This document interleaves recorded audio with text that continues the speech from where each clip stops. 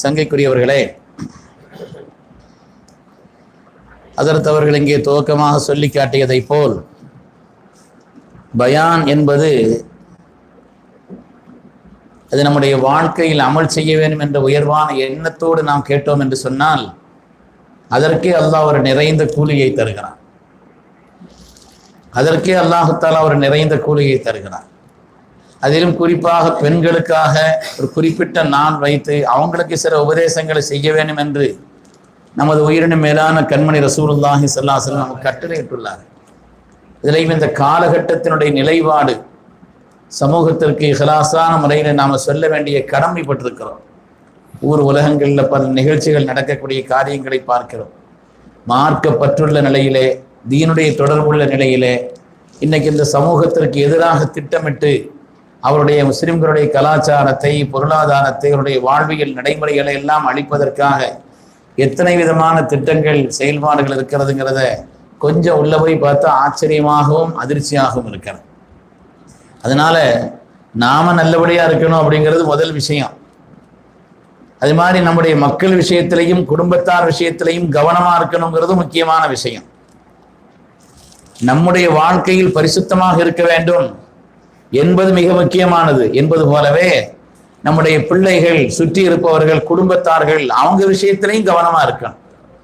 என்ன அல்லாஹ் குர்ஆன் ஷரீஃபில் ஒரு ஆயத்துல சொல்றான். மூசா அலைஹிஸ்ஸலாம், ஹிதர் அலைஹிஸ்ஸலாமுடைய சம்பவம் ஒரு நீண்ட வரலாறு.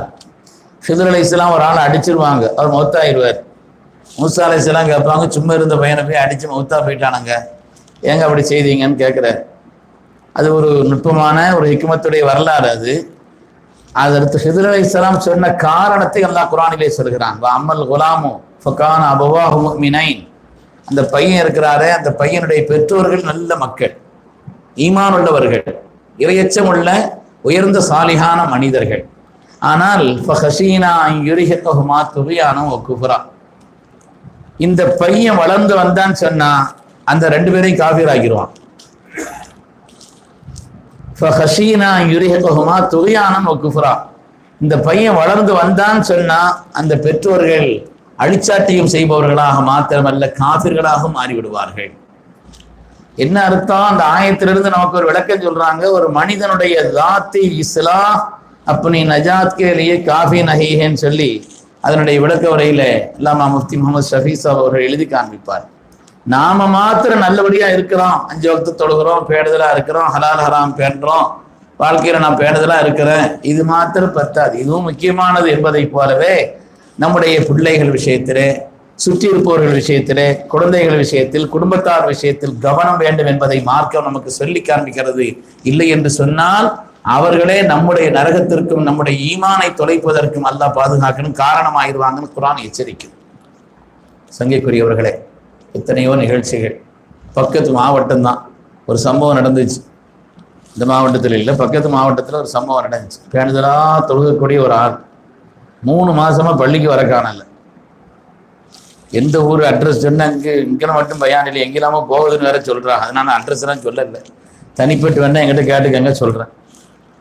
பக்கத்து மாவட்டத்துல தான் 3 மாசமா பேணுதலான பள்ளிப்புறா என்பதை போல பள்ளியிலேயே இருந்து உரிய நேரத்துல இமாம் ஜமாத்துக்கு முந்தைய வந்து சுன்னத்தெல்லாம் தொழுது பேணுதலா இருக்கக்கூடிய ஆள் தான் 3 மாசமா பள்ளிக்கு வரல. பள்ளியினுடைய இமாம்களுக்கு வந்து எப்பவுமே பள்ளிக்கு வந்து முன்னாலே இருக்கிற அவங்க வந்து பல நிலையில உதவியா இருப்பாங்க. அதனால இமாம் பார்த்தாரு, இவரை காணலையே ரொம்ப நாளா, என்னன்னு தெரியல, எங்கேயா வெளியூருக்கு எங்கேயும் போயிட்டாரா என்னன்னு தெரியலன்னு சொல்லிட்டு ஒரு ஆளை விட்டு அவரை கூப்பிட விட்டு அவர் வந்தார். அந்த இமாமிய கிட்ட நேரடியா சொன்ன விஷயம் அது. வந்தாரு, அசருக்கு தொழுகை முடிச்ச பிறகு, ஜமாத்தெல்லாம் முடிஞ்சு எல்லாரும் போன பிறகு அவர் வந்தார்.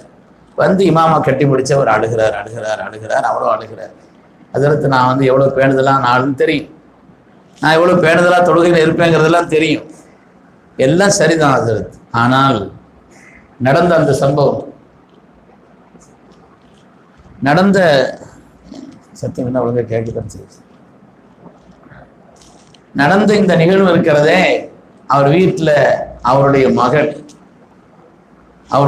குர்ஆன் ஓதிய பிள்ளை, நல்ல பிள்ளை, அவருடைய மகள் ஒரு கைரக்கமோட ஒரு பையனோடு சேர்ந்து ஓடி போயிடுச்சு. வெளியில என்னால் தலை காட்ட முடியல, பதில் சொல்ல முடியல, யாரையும் பார்க்க வெக்கமா இருக்குது. பள்ளிக்கு வர முடியல. ஒவ்வொரு ஆட்கள்கிட்டையும் நான் சரித்திரம் சொல்ல முடியுமா? ஒவ்வொரு ஆட்கள்கிட்டையும் நின்று விளக்கக்கூடிய பாடமா விஷயமா இது? அதனால நான் பள்ளிக்கு வர இயலாம வீட்லேயும் முடங்கி கிடந்தேன், துவா செய்யுங்கன்னு சொல்லிட்டு இந்த இமாம் என்கிட்ட சொன்னார். கடைசியா அவர் ஒரு கேள்வி கேட்டார். அதற்கு ஏன் எனக்கு இப்படி வந்துச்சுன்னு கேட்டார். நான் பேணுதெல்லாம் தொலைத்தானே செய்தேன், நான் பேணுதெல்லாம் அல்லாஹ்வை பயந்து வாழத்தானே செய்தேன், எனக்கே இப்படி வந்துச்சுன்னு கேட்டார். அதுதான் சங்கைக்குரிய பெருமக்களே, நாம் பரிசுத்தமா போதுமே சரியாத்தான் இருக்குது. நாம் பரிசுத்தமாக இருப்பது என்பது மாத்திரம் நம்முடைய வாழ்க்கையின் எல்லா விதமான ஈடேற்றத்திற்கும் போதுமானதல்ல. நாம எப்படி பரிசுத்தமா இருக்கிறோமோ பிள்ளைகள் விஷயத்துல கவனமா இருக்கணும், குடும்பத்தார் விஷயத்துல கவனமா இருக்கணும் என்பதை காலகட்டத்தினுடைய நடைமுறை நமக்கு உணர்த்தி காண்பிக்கிறது. யார்கிட்ட பழகுறாங்க, எதை பார்க்கறாங்க, எல்லாத்தையுமே சந்தேகங்களோடு பார்க்கறோம்னு அர்த்தம் அல்ல. அவங்க விஷயத்துல ஒரு கவனம் இருக்குதுங்கிறது தெரியணும் அவங்களுக்கு. திருச்சியில பிரபலமான ஒரு காலேஜ், பேணுதலான புள்ள படிச்சுக்கிட்டு இருக்குது. பயான் செய்யறதுங்கிறதோட நாட்டு நடப்பு சில செய்திகளை சொல்றேன். நான் படிச்சுக்கிட்டு இருக்குது. அவனை ஒரு அந்த பிள்ளையை ஒரு இதை கவனிக்கிறான். அழகா இருக்குது, வசதியா இருக்குது, இந்த பிள்ளை எப்படியாவது கையில் எடுக்கணும் அப்படின்னு சதித்திட்ட எண்ணம் உள்ள அருமையான தாய்மார்களை உங்களுக்கு நான் குறிப்பாக இந்த விஷயத்தை சொல்றேன். பெற்றோர்களுடைய பொறுப்பு என்பதை விட குறிப்பாக தாய்மாருடைய பொறுப்பு என்ன, பிள்ளையினுடைய நிலைகளை தாய் உடனே அறிந்து விடுவார். முகத்தை பார்த்து தாய் சொல்லிடுவாங்க, இன்னைக்கு பிள்ளை தொழுகை இல்லாம இருக்குது, உடனே சொல்லிடுவாங்க. இந்த குறிப்பறிந்து செயல்படக்கூடிய நிலை பெற்றோர்களில் குறிப்பா தாய்மார்களுக்கு தெரியும். இங்குள்ள நடந்த சம்பவம் இன்னைக்கு எதுக்காக சொல்றேன்னா, நாம கொஞ்சம் ஒழுங்கா இருந்தாலும் பிள்ளைகள் ஒழுக்கமா இருக்கணும்னு ஆசைப்பட்டாலும் நம்மை திருப்புவதற்கு பல விதமான சதிகளும் துன்யாவில் நடந்து கொண்டிருக்கிறது. பேணுதலான பிள்ளை, மார்க்க ஒழுக்கம் உள்ள பிள்ளை, ஆனா அவன் குறி வைக்கிறான். கள்ளம் பெருசா காப்பாம் பெருசாங்க வாங்க, கள்ளம் பெருசா காப்பாம் பெருசான்னு கேட்பாங்க இல்லையாங்க, யாருதான் பெருசு? சும்மா எதையாவது சொல்லுங்கண்ணா, யாருதான் பெருசு? கள்ளம் கட்டிக்காரன்னா காப்பான் கட்டிக்காரன்னா? கள்ளம் தான் கட்டிக்காரன். காப்பான் எப்ப அசந்துருவான்னு பார்த்துட்டு அவன் கள்ளம் உஷாரா இருப்பான்.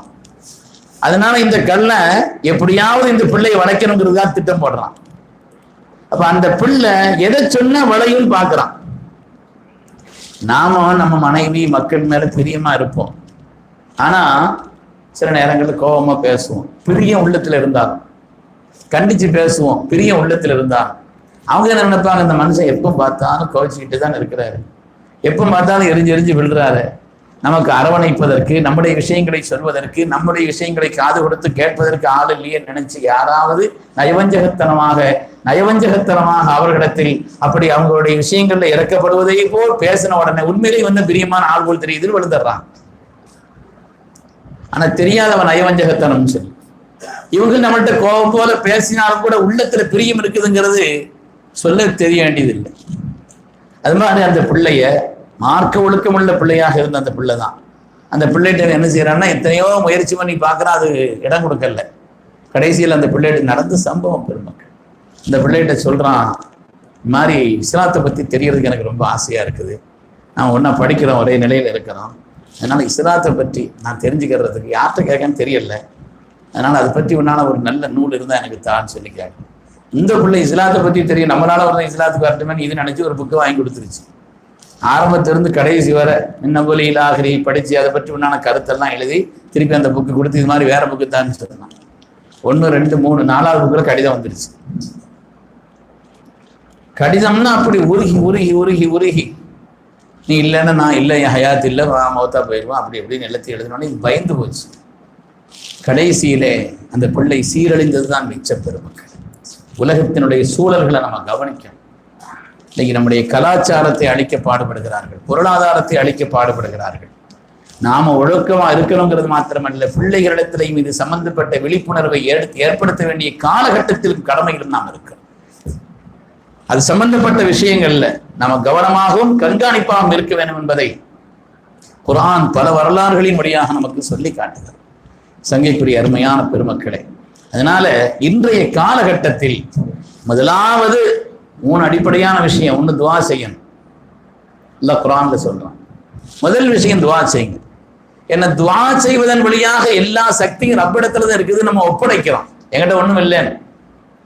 ரப்பி அவுஸிஅனி அன் அஷ்குர நிஅமதக அல்லதி அன்அம்த அலைய வ அலா வாலிதைய வ அன் அஅமல ஸாலிஹன் தர்லா வ அஸ்லிஹ் லீ ஃபீ ذُرِّيَّتِي இன்னி துப்து இலைக வ இன்னி மினல் முஸ்லிமீன். அல்லாஹ் சொல்றான்.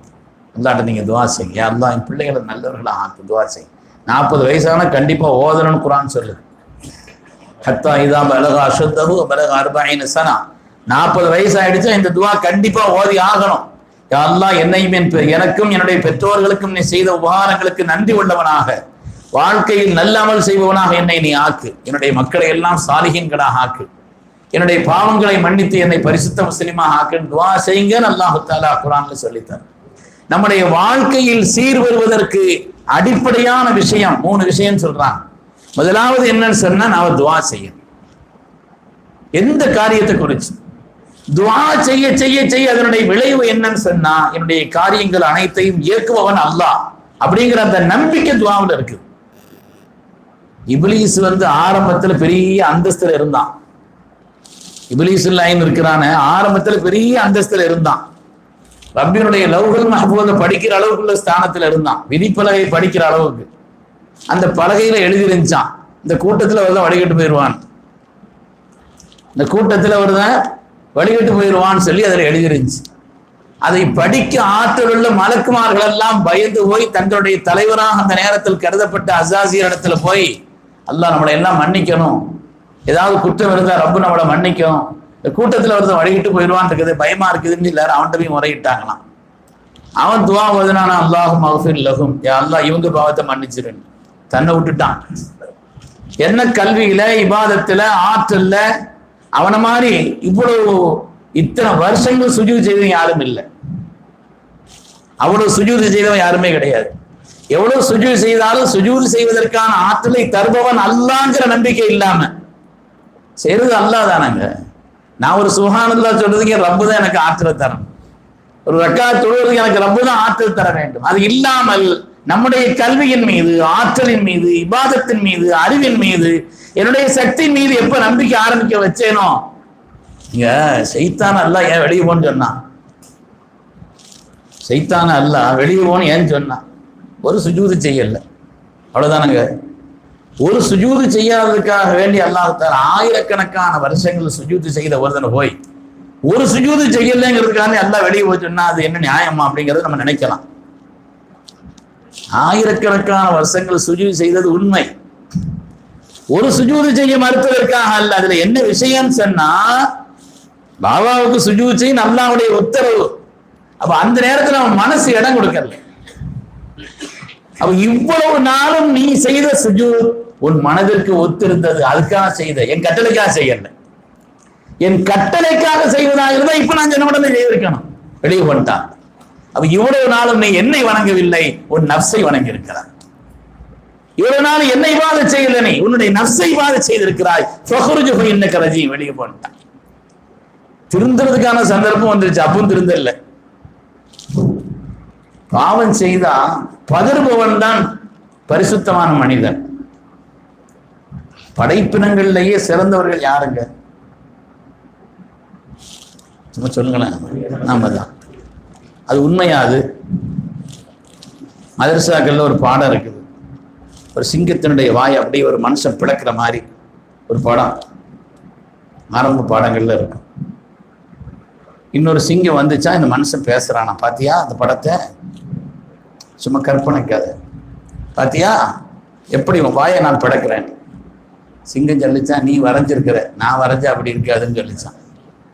நீ வரைஞ்சதுனால இப்படி வரைஞ்சிருக்கிற, நான் வரைஞ்சா அது வேற மாதிரி இருக்கும். உண்மையிலேயே நாம சிறப்பானவர்களா? உண்மையிலேயே நாம அந்தஸ்து உள்ளவர்களா?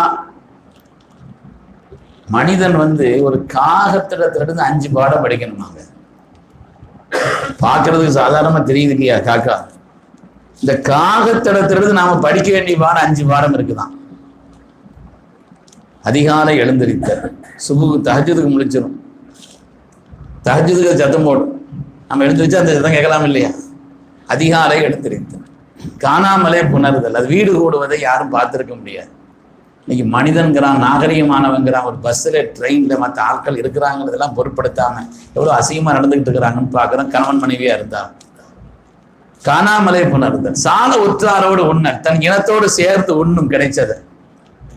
உறவாடல், உறவுகளை வளர்த்து கொள்ளும். அதை பற்றி ஆய்வு செய்தவர்கள் சொல்கிறார்கள், உறவுகளை வளர்ப்பதிலே காகம் மற்ற பிராணிகளுக்கு முன்மாதிரி. உறவு வளர்க்கப்பட வேண்டும் என்று சொல்லப்பட்டவர்கள் நாம். ரசூலுல்லாஹ் சொன்னாங்க, உறவுகளை பேணா அல்லாஹ் 3 பாக்கியத்தை தர்றான். நமக்கு தான் சொன்னாங்க, உறவுகளை பேணா அல்லாஹ் நீண்ட ஹயாத்தை தருகிறான், குறைவில்லாத ரிசுக்கை தருகிறான், கெட்ட மரணங்களை விட்டு பாதுகாக்கிறான். ஆனா நாம பேண்டுறோமோ இல்லையா, நமக்கு பாடம் சொல்லி தருதுக்காக. மாலை குளித்து மனை புகுதல், அதிகாலை எழுந்திரித்தல், காணாமலை புணர்தல், சால உற்றாரோடு உண்ணல், உறவுகளை வளர்த்தல், மாலை புகுத்து சீக்கிரமா படுத்தணும். இந்த ராத்திரி தான் ஊர் சுத்தலாம் வண்டி எடுத்துக்கிட்டு, நம்மால் பூரா நேரம் ஆக என்ன செய்யலாம், 2 பேரும் 3 பேரும் எதுக்கு இங்க இருந்து அங்க இருந்து எதுக்கு போறான் எதுக்கு வர்றான்னு தெரியல, சுத்திக்கிட்டே இருக்கிறான். அல்லாஹ் சொல்றான், சாமிரன் தஹ்ஜுரூன், அருவருக்கத்தக்க ராக்கதைகள் பேசி திரிகிறார்கள். அல்லாஹ் குர்ஆன்ல கண்டிக்கிறான் இல்லையா. ராத்திரி முடிக்கிறான், எப்படி தஹஜ்ஜுத் எழுந்திருக்க முடியும்? பெருமக்களே, மனிதர்கள் உண்மையிலேயே சிறப்பானவர்களா? அல்லாஹ் குர்ஆன்ல எங்கேயும் மனிதன் சிறப்பானவன் சொல்லவே இல்லைங்க. உலகது கர்ரம்னா பனி ஆதம், பனு ஆதம சங்கப்படுத்திருக்கிறோம் அல்லாஹ் சொல்றானே. ஆதமியத்து வேணும்னு எழுதுறாங்க. வெறும் மனுஷனுக்கு சிறப்பு அல்ல, ஆதமியத்து வேண்டும். என்ன ஆதமியத்? சொர்க்கத்திலிருந்து இந்த கனியை சாப்பிடக்கூடாதுன்னு அல்லாஹ் சொன்னான். பாவா சாப்பிட்டாங்க, மறந்துதான் சாப்பிட்டாங்க. பனசி என்ன குர்ஆன் சொல்லுது, அல்லாஹ் கீழே இறங்கன்ட்டான். குல் நஹ்பித்து மின்ஹா ஜமீஆ, கீழே போங்கன்னா. அந்த ஒரு வார்த்தைக்காக பக்கா ஆதமு சலாசமியத் ஆம், 300 வருஷம் அழுதார்கள். அதுதான் ஆதமியத்து. ஆதமியத்துங்கிறது என்ன அர்த்தம்? பனு ஆதமுக்கு சிறப்பு, ஆதமினுடைய மக்களுக்கு தான் சிறப்பு. ஆதமினுடைய உண்மையான மக்களாக எப்போ ஆக முடியும்னு நினைச்சா, எப்போ ஆக முடியும்னா ஒரு பாவம் செய்தா பதறணும், ஒரு நன்மை செய்தா அது அல்லாஹ்வுடைய ஆற்றலை கொண்டு செய்தோம்னு நினைக்கணும். இன்னைக்கு நம்ம எவ்வளவு பெரிய பாவம் செய்தாலும் என்ன செய்யறோம்? செய்யறதெல்லாம் பெரிய பெரிய பாவம், பேசுறது கூட வலிமார்கள் மாதிரி பேசுறோம். செய்யறதெல்லாம் என்ன செய்யறது? பெரிய பெரிய பாவங்களை செய்யறோம். யாராவது ஒரு பாவம் செய்துட்டோம்னா கூடி நின்று அவனை மொத்தமா அடிக்கிறோம். நாமள்கிட்ட அந்த பாவம் இல்லையான்னு யோசிக்கிறது இல்லை. நாமள பெரிய விலாயத்தினுடைய உயர்ந்த அந்தஸ்தா நினைச்சுக்கிட்டு இருக்கிறோம். திருமக்களே, வாழ்க்கையிலே பாவங்கள் செய்தால் பதறுபவனும், நன்மைகள் செய்தால் அது என் ரப்பனுடைய உதவி என்று நம்புவோம் தான் உண்மையான ஆதமியத்து உள்ளவர். ஹதீஸ்ல ஒரு செய்தி வருது, மூசா அலைஹிஸ்ஸலாம் அல்லாஹ்ட்ட உரையாடுறதுக்காக போய்கிட்டு இருந்தாங்களாம். எனக்கு ஒரு தலைப்பு சொல்லியிருந்தாங்க, ஹஸரத் சொன்னா அதெல்லாம் வேண்டியதில்லை, நீங்க பேசுங்கன்ட்டா. அதனால ஒரு மாதிரியா ஓடுது வண்டி. மூசா அலைஹிஸ்ஸலாம் அல்லாஹ்ட்ட உரையாடுறதுக்காக போய்கிட்டு இருந்தாங்களாம். அப்படி போற நேரத்துல இடையில இப்லீஸ் வந்துட்டான். உலகத்துல ஒரு மகத்தான வாய்ப்பு உங்களுக்கு கிடைச்சிருக்குது, அல்லாஹ்ட்ட உரையாடக்கூடிய கலீமுல்லா நீங்க. அதனால வேதத்தை பெறுவதற்கும் ரப்பிடத்தில் உரையாடுவதற்கும் போற நீங்க என் விஷயத்தை கொஞ்சம் கேட்டு வாங்கலன்னு சொன்னாங்க. என்னப்போ விஷயம்னு கேட்டாங்க. நான் திருந்துறதுக்கு விரும்புறேன்னு நான் நல்லா ஆகணும், திருந்திரணும், போதும் இவ்வளவு பேரை வழி எடுத்துட்டேன், வாழ்க்கையில எவ்வளவு அல்லாஹ்வுக்கு நெருக்கமா இருந்தேன், இப்படி நான் நாசமா போயிட்டேனே, அதனால நான் திருந்தணும்னு ஆசைப்படுறேன், அல்லாஹ்ட்ட கொஞ்சம் கேட்டு வாங்கன்னு சொன்னாங்க. மூசா அலைஹிஸ்ஸலாம் பார்த்தாங்க, ஒரு மனுஷன் திருந்தினா ஒரு ஆள் திருந்தினா, இவன் திருந்தினா துன்யாவே திருந்திருச்ச, அதனால ஒரு விஷயத்த கண்டிப்பா கேட்டு வர்றேன்னு சொல்லி மூசா அலைஹிஸ்ஸலாம் போனாங்க. பேசிக்கிட்டு பாவா மறந்துட்டா, மூசா அலைஹிஸ்ஸலாம் அதை மறந்துட்டா. அல்லாஹ் தான் ஞாபகப்படுத்தினானா, ஏதோ ஒரு அமானிதத்தை கொண்டு வந்தீங்களா, அது தரலையான்னு கேட்டாங்க. என்ன ரப்பேன்னு கேட்டாங்க. யாரும் எதுவும் சொல்லி விட்டாங்களான்னு சொல்லி அல்லாஹ் கேட்க, ஆமா ஆமா பாட்டிக்காரன் ஒரு விஷயத்த சொல்லி விட்டானேன்னு சொல்லி மூசா அலைஹிஸ்ஸலாம் அந்த விஷயத்த சொன்னாங்களாம். இப்ப அல்லாஹ் சொன்னா, மூசா அலைஹிஸ்ஸலாம் என்ன நினைச்சாங்கன்னா, இவனுக்கு சரியான தண்டனை கிடைக்க போகுது. என்ன தாமத்தும் கெட்டவனா இல்லையே, துன்யாவை நிறைய பேரை கெடுத்திருக்கிறான், அதனால அல்லாஹ் இதுக்கு சரியான பனிஷ்மெண்ட் கொடுத்துதான் இவனை வந்து மாத்தணும் அப்படின்னு நினைப்பான் அப்படின்னு நினைச்சிருந்தாங்க. அல்லாஹ் சொன்னானா, அப்படியா திருந்த போறானா, ஒன்றும் பிரச்சனை இல்லை, பாபாவுக்கு சுஜூத் செய்ய சொன்னா மறுத்தான், அவ்வளவுதானே. அவங்க கபர்கிட்ட போய் ஒன்று சுஜூத் செய்ய சொல்லிருங்க, முடிஞ்சிருன்னு அல்லாஹ் சொல்லிட்டான். இவ்வளவு ஈஸியா நான் முடியும்னு ஹதரத் மூசா அலைஹிஸ்ஸலாம் கூட நினைக்கல. எல்லாத்தையும் முடிச்சுட்டு மூசா அலைஹிஸ்ஸலாம் வரும்பொழுது எங்க இடையில வந்தான். என்ன கேட்டீங்களா? கேட்டேன் விஷயத்த நான் மறந்து அல்லாஹ் தான் ஞாபகப்படுத்தி என்ன கேட்க சொன்னா கேட்டேன், ஆனா இவ்வளவு ஈஸியா முடியும் நான் நினைக்கலப்பா அப்படின்னு. என்ன விஷயம் கேட்டான். ஒண்ணுமே இல்லை, நீ ஒன்றும் செய்ய வேண்டியது இல்லை, போய் பாபாவுடைய கதவு இருக்குல்ல, அல்லாஹ்வுடைய உத்தரவு அது அப்படியே நின்றுகிட்டு இருக்குது, அதனால அங்க போய் ஒரு சுஜூது செய்துட்டு வந்துட்டா எல்லாம் முடிஞ்சிருவ விஷயம். சத்தம் போட்டு சிரிச்சிட்டான். ஒரு சிரிப்பு சிரிச்சான். சிரிச்சிட்டு சொன்னா மா சஜத்துலகு ஓஹோ ஹையும், அவர் ஹயாத்தா இருக்கும் போதே நான் செய்யல, இப்ப செய்வேனான்னு கேட்டான். அந்த மனுஷன் ஹயாத்தா இருக்கும் பொழுதே ஒரு சுஜூத் செய்யும் பொழுது செய்யல, இப்பவுமே செய்வேனான்னு கேட்டான். பாவம் செய்தால் அந்த பாவத்தினுடைய கடுமையையும் அதனுடைய கடுமையான நிலையை பற்றி உணராமல் அதிலே அலட்சியமாக இருப்பவர்கள் தான் ஆதமியத்தில் இல்லாதவர்கள். எந்த நன்மையை செய்தாலும் என் ரப்பின் பேரருளால் வலா ஹவுல வலா குவத்த அப்படின்னு நம்பினவங்க நாம். வலா ஹவுலன்னா எந்த தீமைகளையும் நம்மை விட்டு நீக்குவதற்கான ஆற்றலையோ எந்த நன்மைகளையும் செய்வதற்கான ஆற்றலையோ இல்லா பில்லாஹில் அருகில் அதையும் ரப்பினுடைய உதவி அல்லாத வேறு வழி இல்லை, அவனுடைய பேரருளை கொண்டுதான் என்று நம்புபவர்கள் தான் பரிசுத்தமான மோமின். உண்மையானவர்கள் அந்த தன்மை நம்ம இடத்துல வேணும். எதுக்கு சொல்ல வந்தேன்னா 3 அம்சம் வேணும். முதலாவது துஆ வேணும். துஆ எப்பொழுது செய்கிறானோ இந்த தன்மை அவனிடத்துல இருக்குது. என்னுடைய ஆற்றலை கொண்டல்ல, என்னுடைய குதிரத்தை கொண்டல்ல, என்னுடைய இல்மை கொண்டல்ல, என்னுடைய முயற்சியை கொண்டு மாத்திரம் காரியங்கள் நடக்கல. ரப்பே உன்னுடைய பேரருள், உன்னுடைய பேர் ஈய்யாக நஅ்புது வ ஈய்யாக நஸ்தஈன். ரப்பே உன்னை வணங்குகிறேன், உன்னிடத்துல உதவி தேடுறேன்னா அதுக்கு ஒரு அர்த்தம் உன்னை வணங்குவதற்கு உன் உதவிதான் தேவைன்னு அர்த்தம். உன்னை வணங்குவதற்கு உன் உதவி இல்லாத வேறு வழி இல்லை ரப்பே. அதனால ரப்பிடத்துல துஆ செய்ய முதல் விஷயம். சின்ன சின்ன சின்ன காரியங்களை குறித்து அல்லாஹ்ட்ட கேட்க. அல்லாஹ் சந்தோஷப்படுறான். துன்யால கேட்டா என்ன செய்வாங்க, ஒரு தடவை கேட்டா அப்படியா கேட்காத ஆள் நம்மள்கிட்ட கேட்டிருக்காங்கன்னு சொல்லுவாங்க. 2வது கேட்டா வழி மாறிடும். வழி என்ன செய்யும், காணாமானா இருக்கிறாரு, கீனாமானா இருக்கிறாரு, இவ போயிடுவா.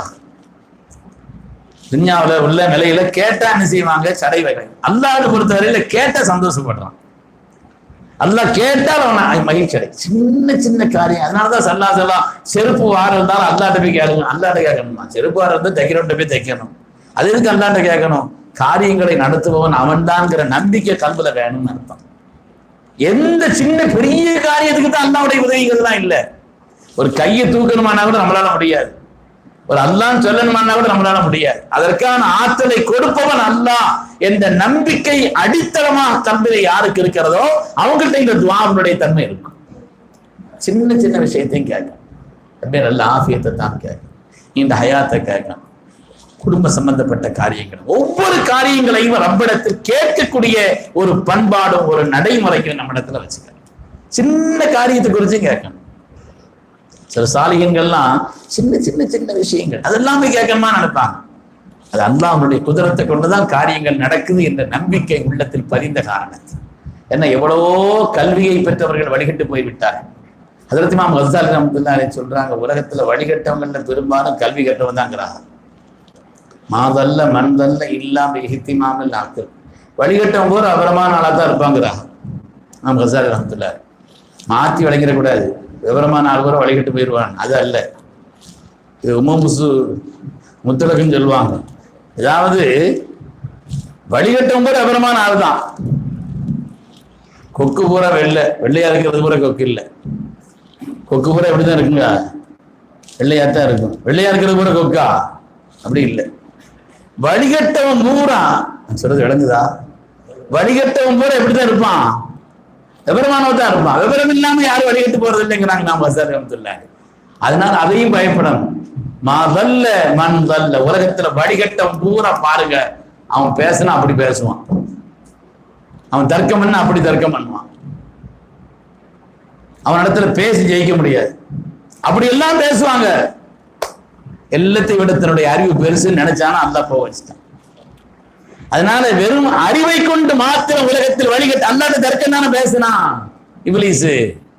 என்ன நெருப்புனால படைச்ச, அவரை போய் மண்ணில் படைச்சிருக்க. நெருப்பு அப்படி மேல தானே போகும், மண்ணு கீழே தாரும். அது Madurai bus stand, Madurai railway ஸ்டேஷன்ல நேற்று நைட்டு 1:30 மணிக்கு இருந்துட்டு இருந்தேன்.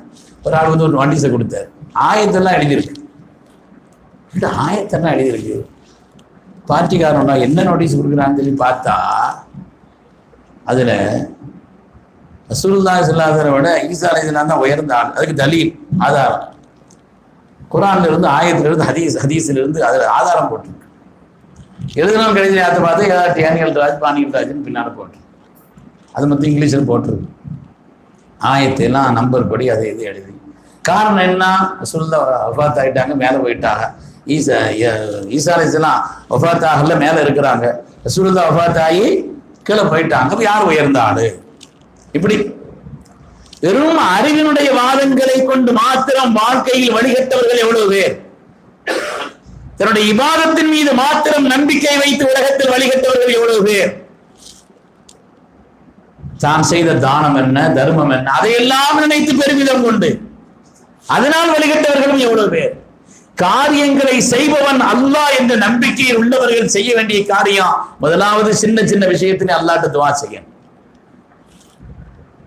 இரண்டாவது நாம பரிசுத்தமா வாழணும். யார் பார்க்கிறாங்களோ பார்க்கலையோ வெளிரங்கமான வாழ்க்கையோட நம்முடைய தனி வாழ்க்கை பரிசுத்தமா இருக்கும். அல்லாஹ் அந்த நசீபை தந்தரல வேண்டும். சாதாரண விஷயம் அல்ல. அல்லாஹும்ம ஜஅல் சரீரத்தி கைரம் மின் அலானியத்தி ரசூல் ஒரு அழகான துஆவை சொல்வார்கள். யா அல்லாஹ், என்னுடைய வெளிரங்கமான வாழ்க்கையுடைய அந்தரங்கத்தை பரிசுத்தப்படுத்துற பேர் சொல்வாங்க. அதுதான் அல்லாஹ் நம்மளை பார்க்கிறாங்கிறதுக்கு உண்மையான அடையாளம், விளங்கி நடக்கிறோங்கிறதுக்கான அடையாளம். தனிமையில் இருக்கும் பொழுது துன்யாவில் 4 பேருக்கு முன்னால நல்லதை செய்வோம், 4 பேருக்கு முன்னால தப்பு பண்ணுவோமா? 4 பேருக்கு முன்னால பாவம் செய்வோமா? 4 பேருக்கு முன்னால நல்லதுதான் செய்வோம். ஆனால் ஒரு பரிசுத்தமான முஃமின், ஆதமியத்துள்ள தன்மை யார் மனிதன் என்று சொன்னால் தன்னுடைய ரகசிய வாழ்க்கையை பரிசுத்தமாக்கிக் கொள்பவன், தன்னுடைய தனிப்பட்ட வாழ்க்கையை பரிசுத்தமாக்கிக் கொள்பவன். சுக்குருங்கிற தலைப்புல தான் பேசணும்னு சொல்லியிருந்தேன். ஞானத்தின் சாரம் சுக்குர் தான். அல்லாஹ் குர்ஆன் ஷரீஃப்ல லுக்மான் அலைஹிஸ்ஸலாமுக்கு ஞானத்தை கொடுத்தோம்னு அல்லாஹ் சொல்றான். இல்மு வேற, ஹிக்மத் வேற. யார் இல்மத் பற்றி ஸல்லல்லாஹு சொல்லுவாங்க, அது ஹைருங்கிற வார்த்தையை சொல்லுவாங்க. ஹைருக்கும் மன் தஅல்லமல் குர்ஆன வ அல்லம, உங்களில் சிறந்தவர்கள் குர்ஆனை அதனுடைய ஞானத்தை கற்றவர்கள், கற்றுக் கொடுப்பவர்கள். ஆனால் ஹிக்மத் யாருக்கு வழங்கப்பட்டதோ ஃபக்கத் ஊத்திய ஹைரன் கசீரா, அதுல குர்ஆன்ல அல்லாஹ் ஒரு வார்த்தையை சேர்த்து சொல்லிட்டான். வெறும் ஹைரு மாத்திரமல்ல, ஹைரன் கசீரா, அதிகமான ஹைரை கொடுக்கப்பட்டார். இல்மையும் தாண்டிய ஒரு நிலை ஹிக்மத். இது வெளிரங்கமான நிலைகளை பார்க்கும்னா அதனுடைய அந்தரங்கத்தையும் பார்க்கும் ஹிக்மத். ஹிக்மத்துக்கு ஒரு 26 அர்த்தம் இருக்குதுன்னு சொல்லி அல்லாமா திப்ரி ரஹ்மத்துல்லாஹி அலைஹி எழுதுவாங்க. அந்த ஹிக்மத் என்ற ஞான வாழ்க்கை, பரிசுத்த வாழ்க்கை, அந்தரங்கம் சீராகக்கூடிய அந்த வாழ்க்கை ஒரு மனிதனிடத்துல வரணுமானா அதுக்கு குர்ஆன் பல வழிகளை சொல்லுது. அதுல ஒண்ணு என்னன்னு சொன்னா அல்லாஹ்வுக்கு சுக்ர் செய்துகிட்டே இருக்கணுமா. வலகத் ஆதைனா லுக்மானல் ஹிக்மா, லுக்மான் அலைஹிஸ்ஸலாமுக்கு நாம் ஹிக்மத்தை கொடுத்தோம். ஒரு நிபந்தனையின் பேரில் அனிஷ்குருலில்லாஹ், அல்லாஹ்வுக்கு சுக்ர் செய்ய வேண்டும் என்ற நிபந்தனையில அல்லாஹ் ஹிக்மத்தை கொடுத்தான். சுக்ர் செய்யணும். சுக்ருக்கு இதுதாங்க அர்த்தம். அல்ஹம்துலில்லாஹ் நான் சொல்றேன்னா என்னுடைய ஆற்றலால் இது நடந்ததில்லைன்னு அதுக்கு அர்த்தம். அல்ஹம்துலில்லாஹ்னு சொல்லும் பொழுது என்னுடைய ஆற்றலால் தொழுது முடிச்ச உடனே என்னது அல்ஹம்துலில்லாஹ்னு சொன்னான். மார்க்கத்துல எந்த காரியத்திலையும் பாருங்கள, சாப்பிட்டு முடிச்ச உடனே பின்னால அதுக்குண்டான வார்த்தைகளை சேர்த்து ஓதணும். பாத்ரூம் போயிட்டு வந்தா குஃப்ரானுக்க அல்ஹம்துலில்லாஹ், சாப்பிட்டு முடிச்சா அல்ஹம்துலில்லாஹ், ஒரு நல்ல ட்ரெஸ் அணிகிறோம் அல்ஹம்துலில்லாஹ். எந்த காரியத்திற்கும் சுக்குர் என்றது நிலை வரும் பொழுது அல்லாஹுவை கொண்டு காரியங்கள் ஆகுதுன்னு அதுல அர்த்தம் இருக்கு. யாருக்கு அப்படி நம்பிக்கையையும் அந்த நம்பிக்கையின் விளைவாக வெளிப்பாடும் வருகிறதோ அவங்களுக்கு அல்லாஹ் ஹிக்மத்தை கொடுக்கிறான். நம்முடைய வாழ்க்கை பரிசுத்தமா. ஏன் சுக்குர் செய்யணுங்க? அல்லாஹ் குர்ஆன்ல பல காரணங்களை சொல்றான். போர்ல கூட ஒரு வார்த்தை எழுதி போட்டுருந்துச்சு, 4 வாக்குறுதிகள். அதில் படிச்சுட்டு வந்தாங்க. அதுல ஒண்ணு என்னன்னு சொன்னா, சுக்குருக்கு உண்டான பல காரணங்கள். ஹிக்மத்து கிடைக்கும் சுக்குருக்கு. சுக்குர் செய்தால் நாம் அல்லாஹ்வுடைய அடிமைங்கிறதுக்கு அது ஒரு அடையாளம். சுக்குர் செய்தால் அல்லாஹ்வுடைய பொருத்தம் கிடைக்கும். குர்ஆன் சொல்லுது, ஒயின் தஷ்குரு யர்லஹு லக்கும். சுக்குர் செய்கிற பண்பு உங்களுக்கு இருந்துச்சுன்னா ஞானம் வரும் என்பது மாத்திரமல்ல, அதனால உண்டாக்கூடிய பலன்கள், அவ்வளவு பலன்கள். அல்லாஹ்வுடைய பொருத்தம் எல்லாத்தையும் விட மேல, அல்லாஹ்வுடைய பொருத்தம் தாங்க எல்லாத்தையும் விட மேல. சொர்க்கத்துல மோமின்கள் எல்லாம் உள்ள நுழைவார்கள். அல்லாஹ் ஆரம்பத்துல எந்த ஹிசாபும் இல்லாமல் சொர்க்கம் செல்லும் நசீபை தந்தருள்வான். சொர்க்கத்துக்குள்ள போன உடனே அல்லாஹ் கேட்பானா, உங்களுக்கு வேற என்ன தேவை? என்ன தேவையா? அளவுக்கு அதிகமான வசதி. மாதா ஐனுன் ரஹத், எந்த கண்ணும் பார்த்திருக்காத, எந்த காதும் கேட்டிருக்காத, எந்த கற்பனையிலும் வந்திருக்காத அவ்வளவு பாக்கியங்கள். இவ்வளவு அனுபவிச்சுக்கிட்டு இனிமே என்ன வேணும்னு கேட்கறதுக்கு என்ன இருக்குது? எல்லாம் இருக்குது ரப்பே. அல்லாஹ் சொல்லுவானா, உலமாக்கள்கிட்ட போய் கேட்டுவாங்க, அவங்கள்ட்ட போய் கேட்டுவாங்க, அல்லாஹ் கேட்குறான் என்ன வேணும்னு சொல்லி, என்ன சொல்றதுன்னு போய் கேட்டுவாங்கன்னு அல்லாஹ் சொல்லுவான். அங்கேயும் போய் கேட்பாங்களாம். அசத்மார் எல்லாம் சொல்லி விடுவாங்கன்னா, அல்லாஹ்வுடைய பொருத்தத்தை கேளுங்க, அல்லாஹ்வுடைய பொருத்தத்தை கேளுங்க. அவங்க சொல்லுவாங்களாம், ரொம்ப உன்னுடைய பொருத்தம் வேணும். ஏன்னா சில நேரங்களில் பிரியமா இருப்போம், சில நேரங்களில் மாறிடும் இல்லையா? அப்படி வந்துடக்கூடாது, எல்லா நேரத்திலையும் அல்லாஹ் பொருந்திக்கிறணும். அதனால ரப்பினுடைய பொருத்தத்தை கேளுங்க. பொருத்தம் வந்துருச்சுன்னா அது சொர்க்கத்தில் நுழையிறதோட பெருசு. அதனாலதான் அல்லாஹ் குர்ஆன்ல சொல்றான், ஒரு ரிதுவானும் மினல்லாஹி அக்பர். அல்லாஹ்வுடைய பொருத்தம் எல்லாவற்றை விட தெரியும், எல்லாத்தை விட. சொல்றோம் இல்லையா, அல்லாஹு அக்பர்னு சொல்ற மாதிரி ஒரு ரிதுவானும் மினல்லாஹி அக்பர், அல்லாஹ்வுடைய பொருத்தம் தான் அக்பர்ங்கிறான், எல்லாத்தை விட பெருசு. அந்த ரப்பினுடைய பொருத்தத்தை நமக்கு தேடி தரும் சுக்ர் இருந்தார், சுக்ருடைய பண்பு இருந்தார். அது மாதிரி எந்த அதாபு வராது சுக்ர் இருந்தா. மா இஃபாலுல்லாஹு பி அதாபிக்கும், அதாபை கொண்டு அல்லாஹ் உங்களை சோதிக்க மாட்டான். இன் ஷக்கர்தும், சுக்ருடைய பண்பு இருந்தா. சுக்ர் செய்யற தன்மை இருந்துச்சுன்னா அதாபு வராது. சுக்ர் இருந்தால் நியாமத்தை கூட்டிக் கொண்டே இருப்பான் அல்லாஹ்.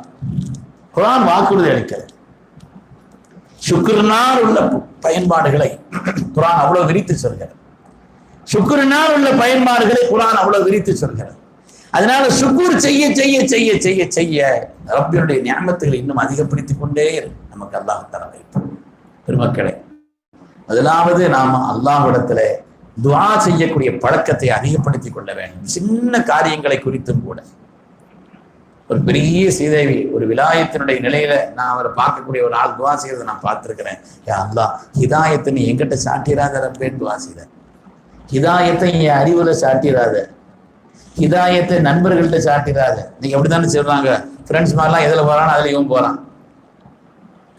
ஹிதாயத்தை எங்க சாட்டி வச்சிருக்கிறான்? சில பேரு அவன் ஃப்ரெண்ட்ஸ் மாதிரி சாட்டி வச்சிருக்கிறான். பெற்றோர்கள் சொன்னது கூட கேட்க மாட்டேங்கிறான். அவனுக்கு பொருத்தமான ஒரு புள்ள வருது, கல்யாணம் நினைக்கணும், பையன்கிட்ட சொன்ன கதை நடக்கும்னு பார்த்தா பெற்றோர்கள் சொல்லி நடக்க மாட்டேங்குது, ஃப்ரெண்ட்ஸ் மார் மூலமா வந்தா நடக்குது. ஃப்ரெண்ட்ஸ் மார் போய் சொல்லியாச்சுன்னா அவன் கேட்கிறான். அதனால அந்த பெரிய மனிதர் துஆவுல நான் கேட்டேன், யா அல்லாஹ், என்னுடைய ஹிதாயத்தை என்னுடைய அறிவில் சாட்டி விடாதே. எனக்கு சரியா இருக்கிறது பூரா உலகத்தில் வழிகட்டவன் தான் சரின்னு தானே சொன்னான். ஃபிரௌன் கூட என்னங்க சொன்னாங்க, உங்களுக்கு நான் சபீலுர் ரஷாதை காட்டுகிறேன்னு தான் சொன்னான், சரியான வழியை நான் சொல்லி தர்றேன்னு தான் சொன்னான்.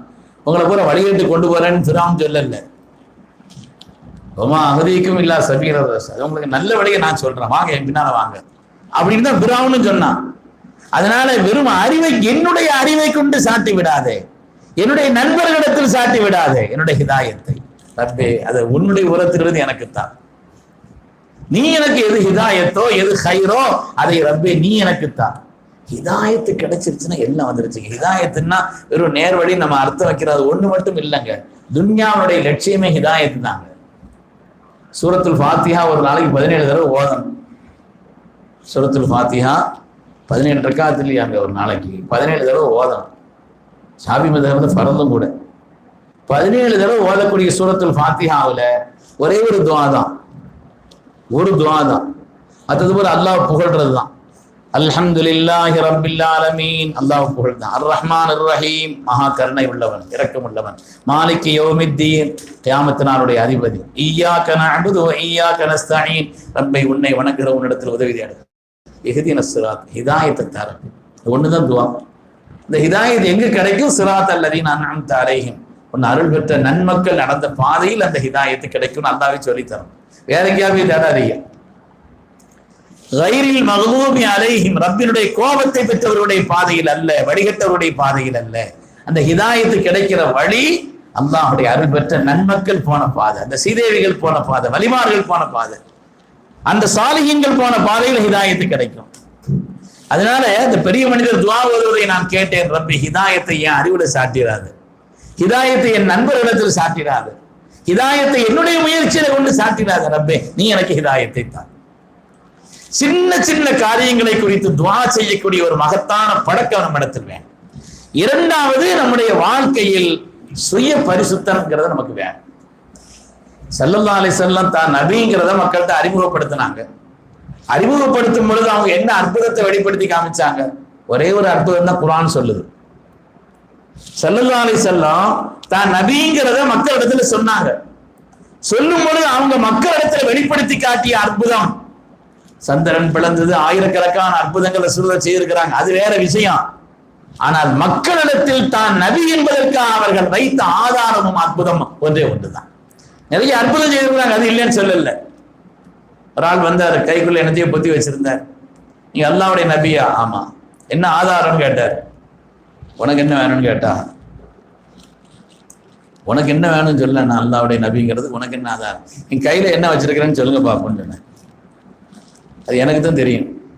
நீ கைக்குள்ள என்ன வச்சிருக்கிறேன்னு சொல்லுங்க பாப்போம். நீங்க உண்மையான நபியா இருந்தா என் கைக்குள்ள என்ன வச்சிருக்கிறேன்னு சொல்லுங்க பாப்போம். சொல்லான்னு சொன்னாங்க, உன் கையிலே உள்ள அந்த கல்லிடத்தில் கேள், நான் யார் என்று அது சொல்லும். நான் கைக்குள்ள கல் வச்சிருக்கிறேன்னு சொல்லல, சொல்லாது. அந்த கல்லிடத்தில் கேள், நான் யார் என்று கேள், அது சொல்லு. அவன் பதறி போய் முடிக்கிறான். அஷ்ஹது அன்ன முஹம்மது ரசூலுல்லாஹ் கை சொல்லுது, அந்த கல் சொல்லு. இப்படி நூற்றுக்கணக்கான அற்புதங்களை செய்தார்கள். ஸல்லல்லாஹு அற்புதத்துக்கெல்லாம் அளவு இல்லை. ஆனால் நான் உண்மையான நபி என்பதற்கு அல்லாஹ்வுடைய ரசூல் மக்களிடத்தில் எடுத்து வைத்த ஆதாரம் ஒன்றே ஒன்றுதான். லக்கத் அல்லாஹ் சொல்றான், லக்கத் லபிஸ்து ஃபீக்கும் உம்ரன் மின் கப்ரிஹி அஃபலா தஅகிலூன். 40 வருஷ காலம் உங்களோட நான் வாழ்ந்திருக்கிறேன். பொய் சொல்லியிருக்கிறேனா? வாக்குறுதி மாற்றம் செய்திருக்கிறேனா? யாருக்காவது துரோகம் இழைத்திருக்கிறேனா? உங்க கூட தானே வாழ்ந்தேன், உங்களோட தானே இருந்தேன். வேற எங்கேயோ இருந்துட்டு நான் திடீர் வந்து இங்க குதிக்கலையே. உங்களோடு இருந்தேன், உங்கள் கண் முன்னால் வாழ்ந்தேன். அந்த 40 வருஷத்தினுடைய வாழ்க்கை, சுய பரிசுத்தம்ங்கிறது இருக்குதே, அது அல்லாஹ்வுடைய பொருத்தத்தை தேடி தருவதற்கு மனிதனுடைய வாழ்க்கையில முக்கியமான தேவைங்கிறத குர்ஆன் உணர்த்திக்காங்க. நாம பரிசுத்தமான ஒரு வாழ்க்கை வாழும் பொழுது அல்லாஹ் தஆலா காரியங்களை செய்றாங்க. இரண்டாவது அம்சமா இது வேணும். முதலாவது துஆக்கள் வேணும். சின்ன சின்ன காரியங்களை குறித்தும் துஆ செய்யக்கூடிய ஒரு மகத்தான பழக்கமும் நடைமுறையும். இரண்டாவது, நாம் பரிசுத்தமானவர்களாக வாழ வேண்டும். பரிசுத்தமான வாழ்க்கைக்கு குர்ஆன் பல்வேறு வழிமுறைகளை சொல்லி காண்பிக்கிறது. அதுல ஒண்ணுதான் ஷுக்ருடைய வாழ்க்கை. மனிதனுடைய மொத்த நிலையை அல்லாஹ் குர்ஆன்ல சொல்றான். சூரத்து தஹ்ர்ல, ஹல் அதாலல் இன்சானி ஹீனும் மினத் தஹரி லம் யகுன் ஷைஅம் மذ்கூரா இன்னா خلقனல் இன்சான மின் நுத்ஃபத்தின் அம்ஷாஜின் நப்தலீஹி ஃபஜஅல்நாஹு ஸமீஅன் பஸீரா இன்னா ஹதைனாஹு ஸபீல இம்மா ஷாக்கிரா வ இம்மா கஃபூர். மனுஷ வாழ்க்கையே ரெண்டு தாங்க. நீங்க ஷாக்கிரா கஃபூரா, அவ்வளவுதான் அல்லாஹ் கேட்கிறான். நன்றி உள்ள ஆட்களா அல்லது அல்லாஹ்வை நிராகரித்தவர்களா? மனிதன் பரிசுத்தமான வாழ்க்கைக்கு அடிப்படையான தேவை சுக்ருடைய வாழ்க்கை. சுக்ருடைய வாழ்க்கை நம்மள்ட்ட இருந்துச்சுன்னா நாம அதனுடைய நம்பிக்கையும் இதுதான், எல்லாம் ரப்பே உன்னை கொண்டு நடக்குதுன்னு அர்த்தம். சுக்ருடைய வெளிப்பாடு அதுதாங்க. சுக்ரு எப்படி செய்யறது? அல்ஹம்துலில்லாஹ்னு சொல்றதுதான். சுக்ரி அல்ஹம்துலில்லாஹ். சுக்ருக்கு தலைமைத்தனமான வார்த்தை அல்ஹம்துலில்லாஹ்னு சொல்றது. அதனால பரிசுத்தமான வாழ்க்கை இரண்டாவது. மூன்றாவது, நம்மை சுற்றி நடக்கக்கூடிய அந்த நிகழ்வுகளை நம்ம கண்காணிச்சுக்கிட்டு இருக்கணும். ஆரம்பத்தில் நான் சொன்ன மாதிரி நம்மை சுற்றி நடக்கக்கூடிய அந்த காரியங்களை, நம்முடைய குடும்பத்தாரை அல்லாஹ் குர்ஆன்ல சொல்றான், யா அய்யுஹல்லதீன ஆமனூ கூ அன்ஃபுஸக்கும் வ அஹ்லீக்கும் நாரா. முஃமின்களே, உங்களை உங்களுடைய குடும்பத்தாரையும் நரகத்தை விட்டு பாதுகாத்துக் கொள்ளுங்கள். ஸல்லல்லாஹு அலைஹி வஸல்லம் ஒரு சஹாபி கேட்டாங்க, நாயகமே, நாம பரிசுத்தமா இருந்தா மாத்திரம் சொர்க்கம் போக முடியாதா? சொல்லாங்க, நாங்க உங்களுடைய குடும்பத்தாரின் காரணத்தினாலும் ஒருவேளை நீங்கள் நரகத்திற்கு போக வேண்டியது வரும்னு சொன்னாங்க. பரிசுத்தமா இவர் பரிசுத்தமா இருந்தாலும் அங்கே கவனிக்காமல் இருந்தார். மனுஷனுடைய வாழ்க்கை ரெண்டு அம்சத்தால தான். ஒண்ணு பெற்றோர்கள், பிள்ளைகள் உருவாகிறது ரெண்டு நாள் தாங்க. ரெண்டு தன்மையினாலதான் பிள்ளைகள் உருவாகிறாங்க. முதலாவது பெற்றோர்களின் ரகசியம், அல் வலது சிர்ருல் வாலிதுன்னு சொல்லுவாங்க. பிள்ளைகள் என்பது பெற்றோர்களின் ரகசியம். இப்படி ஆசிரியர் பிறந்தக எல்லாம் கமாலுதீன் அடிக்கடி சொல்லுவாங்க, பிள்ளைங்க சேட்டை பண்ணினா அடிக்க வேண்டியது பிள்ளைகளை இல்லைன்னு சொல்லுவாங்க. பிள்ளைங்க சேட்டை பண்ணா அடிக்க வேண்டியது யாரை இல்லை? பிள்ளைகளை இல்லை. அந்த பிள்ளையை உருவாக்கும் பொழுது இவர் எந்த குணத்துல இருந்தாரோ அந்த குணத்துல தான் பிள்ளை உருவாகி இருக்குதான். அதனால பிள்ளைங்க சேட்டை பண்ணா அடிக்க வேண்டியது யாரைத்தான்? பாட்டிக்காரர் தான் அடிக்கணும், அத்தா அம்மாவை தான் அடிக்கணுமே தவிர பிள்ளைகள் அடிக்க வேண்டியது இல்லை. ஏன்னா அந்த பிள்ளையை உருவாக்குகின்ற நேரத்தில் எந்த குணத்தில் அவர்கள் இருந்தார்களோ அந்த குணத்தில் தான் பிள்ளைகள் உருவாகுவார்கள். இந்த குர்ஆன்ல சொல்றான், உங்களுடைய பிள்ளைகளை பத்தி உங்களுக்கு பயமா இருக்குதா? குர்ஆன் கேட்குது, வல் யஹ்ஷல்லதீன லவ் தரகு மின் கல்ஃபிஹிம் ذُرِّيَّةً ضِعَافًا خَافُوا عَلَيْهِمْ. பிள்ளைகள்லாம் பலகீனமான பிள்ளைகளா இருக்கிறாங்களே, இந்த உலகத்துல எதிர்நீச்சல் போட்டு எப்படி பிழைக்க போறாங்களோ தெரியலையே. நாளுக்கு நாள் உலகத்தினுடைய நிலைப்பாடு பல்வேறு விதமான சோதனைகளை கொண்டும் ஆபத்துகளை கொண்டும் நெருக்கடிகளை கொண்டும் வளர்ந்து வரக்கூடிய இந்த உலகத்தில் என்னுடைய பிள்ளைகள் எப்படி எதிர்நீச்சல் போட்டு அவங்க வெற்றி வர போறாங்களோ தெரியலையே. பிள்ளைகளை பத்தி உங்களுக்கு கவலையா இருக்குதா? அல்லாஹ் கேட்கிறான், கவலையா இருக்குதா? கவலையா இருந்தா செய்ய வேண்டியது என்ன தெரியுமா? பிள்ளைகளை அடிக்கிறது இல்லை. அல்லாஹ் சொல்றான், ஃபல்யத்தகுல்லா, நீங்க அல்லாஹ் பயப்படுங்க. நீங்க பரிசுத்தமான வாழ்க்கை உங்களிடத்தில் உருவாக்கி கொள்ளுங்கள். அது நம்முடைய சந்ததிகளையும் சீராக்கும் என்பதையும் குர்ஆன் சொல்கிறது. உண்மையானவர்களே, பரிசுத்தமான ஒரு வாழ்க்கை நம்மிடத்தில் வருகின்ற பொழுது அல்லாஹ் தஆலா அதை கொண்டு எல்லா மாற்றங்களையும் ஏற்படுத்துகிறார். அந்த கண்காணிப்பு அவங்க விஷயத்திலே கியாமத்தினுடைய நாளையில நரகத்திற்குள்ளே அனுப்பப்பட்ட பிள்ளைகள் சொல்வாங்களாம், ரப்பனா அரினல் லதைனி அதல்லானா, எங்களை வழிகெடுத்து எங்களுடைய பெற்றோர்களை எங்களுக்கு காண்பித்து கொடு. நாங்க சீர்கெட்டு போறதுக்கு இதுதான காரணம். நாங்க சீர்கெட்டு போறதுக்கு இதுதான காரணம். எங்களை வழிகெடுத்தவர்களை எனக்கு காண்பித்து கூட எங்களுடைய காலுக்கு கீழே போட்டு மிதிக்கிறோம்னு சொல்லுவாங்க.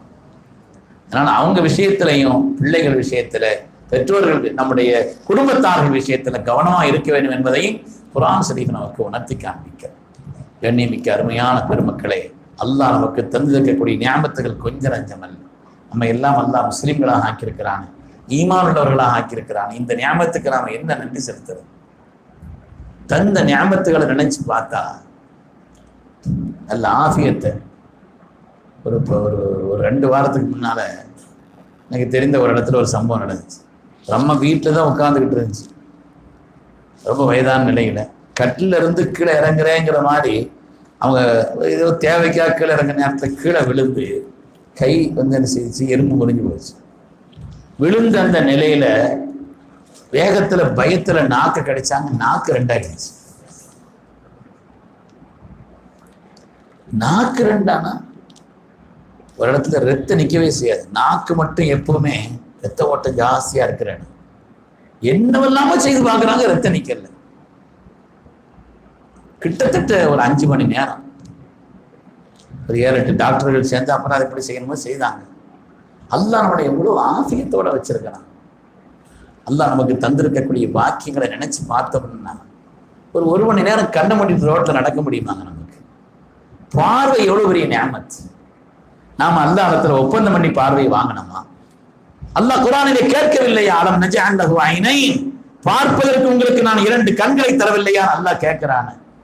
எத்தனை பேரை அல்லாஹ் உலகத்துல குருடர்களா படைச்சிருக்கிறான். எதுக்காக படைச்சிருக்கிறான்? நமக்கு பாடம் சொல்வதற்கு அல்லவா? நான் நினைத்தால் இப்படி படைக்க முடியும். அப்படி இருந்தும் கூட உங்களுக்கு பார்வை தந்திருக்கிறேன், நன்றி செலுத்த வேண்டாமா? நல்லா கேட்கிறான். எத்தனை பேர், எத்தனை ஞாபகத்துகள். இந்த மாதிரி காது கேட்காத ஒரு பள்ளி இருக்குது, போய் பார்த்துருக்கிறீங்களா? நீங்க அதோட பாருங்க. அப்படி இடங்கள்ல போய்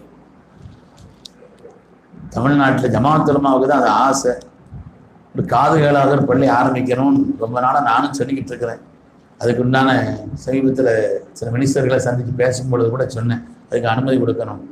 தமிழ்நாட்டில் முஸ்லிம்கள் பல்வேறு விதமான ஸ்தாபனங்களை நடத்துகிறாங்க. ஊமையர்களுக்கும் கூட ஸ்தாபனங்கள் இருக்குது. காது கேளாதவருக்கு எந்த ஸ்தாபனம் முஸ்லிம்கள் நடத்தலை இதுவரை. கிறிஸ்தவர்கள் கிட்டத்தட்ட 7-8 ஸ்தாபனங்கள் நடத்துகிறாங்க. முஸ்லிம்கள் வந்து இதுவரை ஒன்றுமே நடத்தல. காது கேட்காதவங்க இயல்புல என்ன ஆயிடுவாங்க? பார்வை இல்லாதவங்களுக்கு கூட ஸ்கூல் இருக்குது. காது கேட்காதவங்க பிறவியில காது கேட்கலன்னா ஊமையாம ஆயிடுவாங்க. ஊமையா ஆயிடுவாங்கன்னு மாத்திரமல்ல, அவங்க காது கேட்காதவங்க வந்து நினைச்சா சாதாரணமா படுத்து தூங்க முடியாதான். இயல்புலையே காது கேட்காதவங்க நினைச்சா சாதாரணமா படுத்து தூங்க முடியாதான். என்ன தூக்கம்ங்கிறது கண் அடபடுறது இல்லை, காது அடபடுறது தான் தூக்கம். சத்தங்கள் அடங்கிறது தான் தூக்கம். எத்தனை பேர் கண்ணை மூடிட்டு படுத்திருப்பா, பேசுற விஷயம் எல்லாம் தெரியும், தூங்குறாங்கன்னு அர்த்தம் இல்லையே. குகைவாசிகளை பற்றி அல்லாஹ் தஆலா குர்ஆன் ஷரீஃப் சொல்லும் பொழுது அவங்கள தூங்க வச்சவங்கிறதுக்கு அல்லாஹ் என்ன சொன்னா, ஃபதரபனா அலா ஆதானிஹிம், காதுல தட்டி கொடுத்தோன்னு சொல்றான். காது அவங்களுக்கு என்ன செய்ய, தட்டி கொடுத்து தூங்க வச்சோன்னு அல்லாஹ் சொல்றான், கண்ணை மூடணும்னு சொல்லல. அதனால தூக்கம்ங்கிறது அசல்ல காது அடப்படுறதுதான். சத்தங்கள் நமக்கு அடங்கும் பொழுது இயல்புலையே காது கேட்காத ஆள் இருக்கிறாரு, அவருக்கு சீக்கிரம் தூக்கம் வராது. தன்னை மீறி அசந்து படுத்து தூங்கினா தூங்குவாரே தவிர சாதாரணமா நம்ம என்ன செய்யறோம், பயான் கேட்க உட்காந்தா தூக்கம் வருது இல்லையா? அப்படிலாம் வராது அவருக்கு. அவருக்கு அந்த விஷயம்லாம் என்ன செய்யாது, வராது. நினைச்சா அப்படி சாதாரணமா படுத்து என்ன செய்யலாம், கொஞ்ச நேரத்தில் ஆஹா தூங்கிட்டோமோன்னு சொல்லி நம்ம நினைக்கிறோம் இல்லையா. தூங்குற விதம் சுபஹானல்லாஹ் எத்தனை விதம் இருக்குது தெரியுமா. பஸ்ஸில் நின்றுட்டு தூங்குற எத்தனை பேர் இருக்காங்க தெரியும். நின்றுட்டு தூங்குறவங்க எத்தனை விதமான தூக்கம். காது கேட்காதவங்க இயல்பிலே அவங்களுக்கு தூக்கம் வர. இந்த ஆசிரியர் பெருந்தகை ஷபீர் அலி ஹசரத் ஒரு நாள் பேசிக்கிட்டு இருக்கும் பொழுது ஒரு ஆள் வந்து கேட்டார், அசத்து தூக்கம் வராட்ட நான் என்ன ஓதணும்னு கேட்டேன். கேள்விப்பட்டிருக்கலாம். அவர் கேட்ட அசத்து ஒரு ஆள் வந்து கேட்கிறார், அசத்து தூக்கம் வராட்ட அதுக்கு ஏதாவது ஓதுறதுக்கு இருக்குது. அதில் சொன்னாங்க சூரத்துல் முஜாதலா ஓதுங்க தூக்கம் வரும்னு சொன்னாங்க. குர்ஆன் ஷரீஃபில் 28வது ஜுஸுனுடைய முதல் சூரா சூரத்துல் முஜாதலா. கத் சமி அல்லான்னு ஆரம்பிக்குது இல்லையா. என்னங்க நீ சில பேர் தூங்கிட்டு இருக்கிறா, அல்லாஹ் எவ்வளோ பெரிய ஞாபகத்தை வச்சிருக்கிறான் பாருங்க. பெரிய ஞாபகத்துங்க அதெல்லாம். சைனாலேருந்து தூக்கம் வந்தால் உடனே தலைவாணி கொடுத்துருவாங்க, சீக்கிரம் படுங்க. ஏன்னா தூக்கம் வராமல் எத்தனை பேர் துன்யா மாத்திரை போட்டுட்டு இருக்கிறா. நீங்கள் தூக்கம் வருது பேசாமல் படுங்க, அதுதான் நல்லது. அல்லாஹ் செய்த பெரிய ஞாபகத்தை. தூக்கம் வரல என்ன ஓதணும்னு சொல்லி அசத்துட்டு வந்து கேட்டா. அதில் சொன்னாங்க 28வது ஜுஸுனுடைய முதல் சூறாவை ஓதுங்கன்னு சொல்லி கொடுத்தார். நான் பார்த்தேன், இது என்ன தூக்கம் வர்றதுக்காண்டி ஒரு சூறாவமா குர்ஆன்ல இருக்குது. அந்த சூறாவுக்கு பல்வேறு விசேஷங்கள் இருக்குதுன்னு அசத் சொன்னாங்க. கதுசமி அல்லாஹ் அந்த சூறாவை நீங்க எடுத்து சும்மா பாருங்க. அதனுடைய ஆரம்ப ஆயத்திலிருந்து கடைசி ஆயத்து வரை எல்லா ஆயத்திலையும் அல்லாஹ் அல்லாஹ் அல்லாஹ் அல்லான்னு 1 2 3 4 தடவை வரும். ஒவ்வொரு ஆயத்திலையும் அல்லாஹ்னு வார்த்தை இல்லாத ஒரு ஆயத்து கூட அந்த சூறாவுல கிடையாது. கதுசமி அல்லாஹ் தொடக்க முதல் ஆயத்து. கத் சமிஅ அல்லாஹ் கௌலல்லதி துஜாதிலுக ஃபீ ஸௌஜிஹா வ தஷ்தகி இலல்லாஹ் வல்லாஹு யஸ்மஉ தஹாவுரகுமா இன்னல்லாஹ ஸமீஉன் பஸீர். முதல் ஆயத்திலே 4 தடவை வரும். எல்லா ஆயத்திலையும் அல்லாஹ் இருக்கும். அது காரணம் இல்லை, அந்த சூறாவுக்கு நிறைய விசேஷங்கள் இருக்குதுன்னு சொல்லிட்டு ஏன் அந்த சூறாவை வாத சொல்றீங்கன்னா, அந்த சூறாவில் அல்லாஹ் காது சம்பந்தப்பட்டது சொல்றான். கதுசமி அல்லாஹ் அந்த பெண்மணி தன்னுடைய கணவரிடத்தில் உரையாடி கொண்டிருந்த, தர்க்கம் செய்து கொண்டிருந்த அந்த விஷயத்தை அல்லாஹ் கேட்டான். காது சம்பந்தப்பட்ட விஷயத்தை அல்லாஹ் சொல்றான். தூக்கத்துக்கும் காதுக்கும் தொடர்பு இருக்குது, எனவே அது ஓதனா தூக்கம் வரும்னு சொன்னான். அல்லாஹ் நமக்கு செய்த நியாமத்துகளுடைய அளவு இருக்குதுங்க, கொஞ்ச நஞ்சம் என்ற பெருமக்கள். ஒரு கண்ணை யோசித்தால் போதும், ஒரு காதை அல்லாஹ் தந்ததை யோசிச்சா போதும். எத்தனை விதமான நிலைப்பாடுகள். ஆஸ்பத்திரியில் போய் பாருங்க, நீங்க சும்மா விசாரிக்கிறதுக்கு நோய் விசாரிக்கிறதுக்கு போய் பாருங்க, எத்தனை விதமான நிலைகள். அல்லாஹ் நமக்கு தந்திருக்கக்கூடிய சின்ன சின்ன ஏதாவது ஒரு வியாதி இருக்கு, அதை நினைச்சு நம்ம பெருசா நினைச்சுக்கிட்டு இருக்கிறோம். இங்க போய் பார்த்தா எப்படிப்பட்ட நிலைகள் எல்லாம் இருக்கிறது. உண்மையானவர்கள், அல்லாஹ் தஆலா நமக்கு தந்த நியாமத்துகளுடைய அளவுங்கிறது கொஞ்சம் நஞ்சம் அல்ல, அவ்வளவு பாக்கியங்களை அல்லாஹ் தந்திருக்கிறான். அந்த பாக்கியங்களில் எல்லாம் சிறந்த பாக்கியம் ஈமானுடைய பாக்கியம். அல்லாஹ் தந்த பாக்கியங்களில் எல்லாம் மிக சிறந்த முடிக்கும்.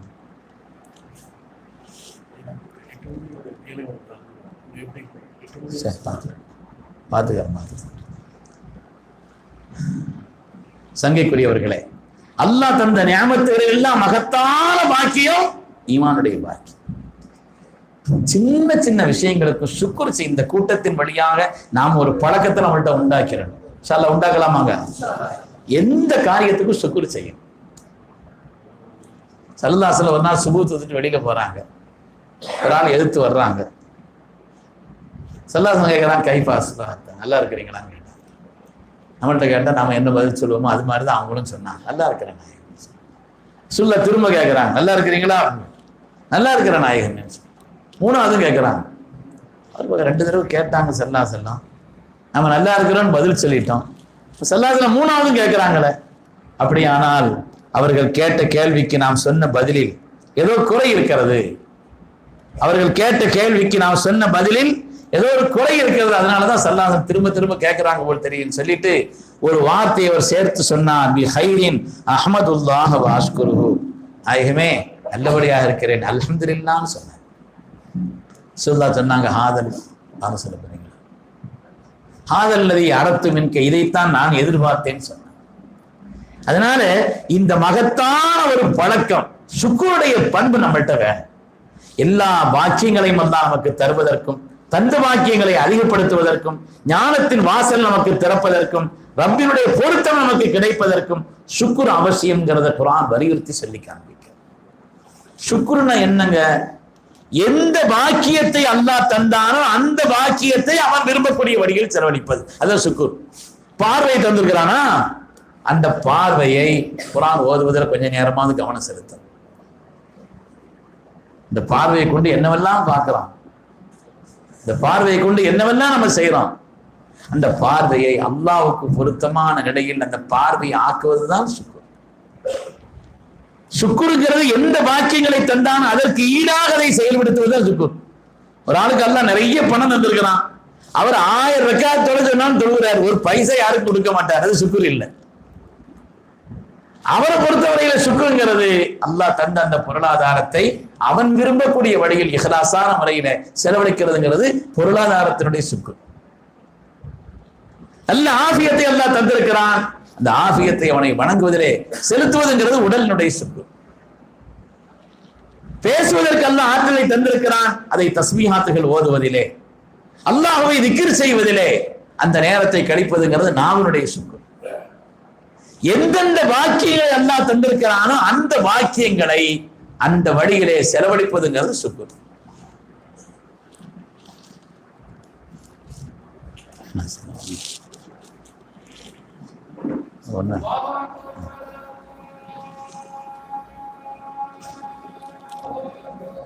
அல்லாஹ் வாங்க பதில் சொல்லுங்க. அல்லாஹ்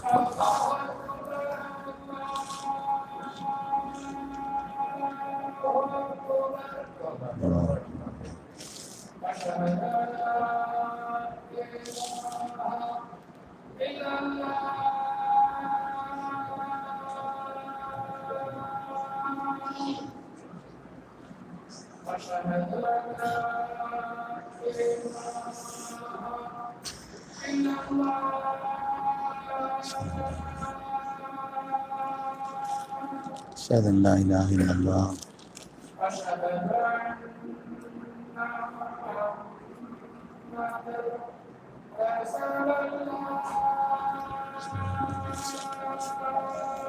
صلى الله عليك يا رسول الله مرحبا.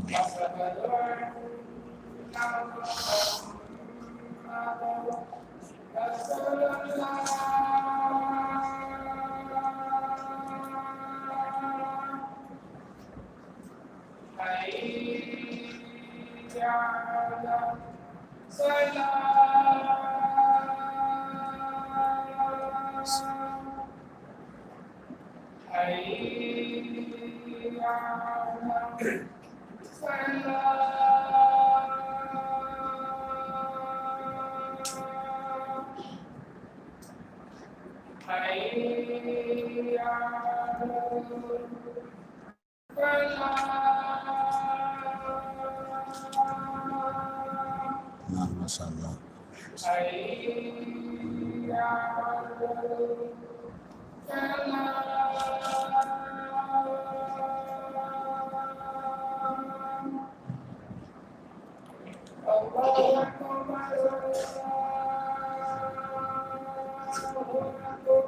الله أكبر الله أكبر. سمعنا سأزعلنا تعبنا والله. لا ما تقدر سورة البعض. இன்ஷாஅல்லாஹ் ஹஸரத்துடைய சிறப்புரைக்கு பிறகு தொழுகை நடைபெறும். அதற்கு பிறகு அதுக்கு முன்னால் இன்ஷாஅல்லாஹ் உது செய்வதற்கு டைம் கொடுக்கப்படும். இதே போன்ற அமைதியாக உட்கார்ந்து இன்ஷாஅல்லாஹ் ஹஸரத்துடைய சொற்பொழிவை கேட்போம்.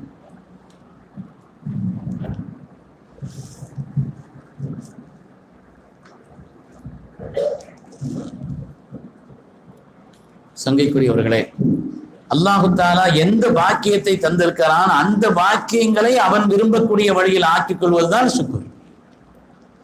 நாயகத்தை பார்த்து அல்லாஹ் கேட்கிறான், அலம் யஜிதுக யதீமன் ஃபஆவா வவஜதக ضالًا ஃபஹதா வவஜதக ஆயிலன் ஃபஅக்னா. நாயகமே, தாங்கள் யதீமாக இருந்தீர்களே, அல்லாஹ் உங்களை அரவணைக்கவில்லையா?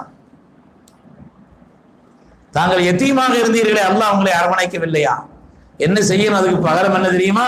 ஃபம்மல் யதீம ஃபலா தக்ஹர், எந்த யதீமையும் நீங்க விரட்டிடாதீங்க. அதுதான் அதுக்குள்ள சுக்குர். எந்த யதீமையும் நீங்கள் விரட்டி விடாதீர்கள், அதுதான் அதற்குண்டான சுக்குர். அதே போல